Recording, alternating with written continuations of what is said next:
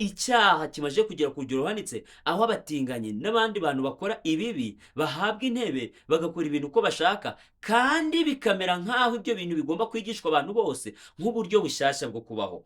Nkivuga kuri iyi ngingo, si uko mvuga ko abatinganyi bagomba bose gukusanwa bakicwa, oya, ibyo si byo mvuga. Bafite umudendezo wo gukomeza kubaho, ni amahirwe yo ko bakomeza kubaho. Icyo mvuga ni iyo mibereho y'ubunyacyaha n'ukuntu iyo mibereho ifatwa igahabwa intebe nk'ikintu cyiza, ahari abantu bagombye kwigiraho bakagikora. Si ibyo gusa, tubasha kubona ibintu byinshi: kunywa inzoga, gukoresha ibiyobyabwenge mu buryo runaka cyangwa se ubundi. Ni ibintu uko bukeye n'uko bwije byiyongera, kandi ntabwo bigarukira aho, kuko tugenda tubona n'ingaruka zabyo. Nko gukoresha urumogi, usanga yuko abantu barukoresha baragenda bakangirika mu mibereho yabo, bakaba abantu b'imburamumaro, nyamara bikagenda birushaho kwiyongera cyane.